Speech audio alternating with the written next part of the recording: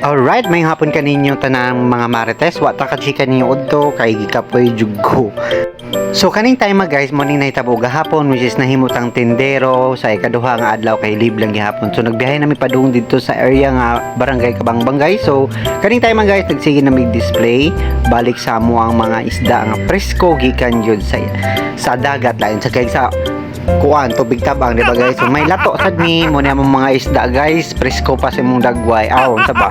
Unya kani guys, may lato which is tag kuan na siya guys, tag 20 ram pundok. So diri nga dabita guys, ato jud nang ibog nga itong mga isda sa atong mga suki. So ato pud nang gamito ng atong paghasil stoker pud nato para mahalin-halin pud ta bisag dinaghan, dili lang ginagmay. Dapat dinaghan pud kayo. Wala chika-chika ginagmay aron-aron pud mahalin pud ta.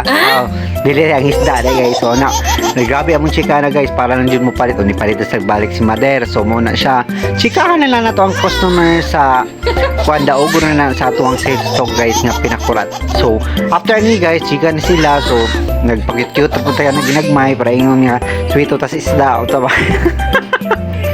So after ni guys sige na mi og chika-chika pod sa kuan ka ng mama sa kumpare. So nagabi na lang guys, magagian na lang man ani, pero what I choice kung ang customer dili man mo dool, paaboton lang gyapon kay nare mo dool. So nana ang amo ang kuan guys sundo, so which is mambiyahe na mi padung only ani guys kay medyo gabi na sad siya, ngit-ngit na pod ug angay na pod sad nga magpahuway na pod mi kay murag ubay-ubay na pod intaw ng among isda nga nahalin. Salamat kaayo sa grasya Ginoo, which is thank you good sa tanan-tanan. So kani guys padung na mi uli. So bye bye, maora to buyers.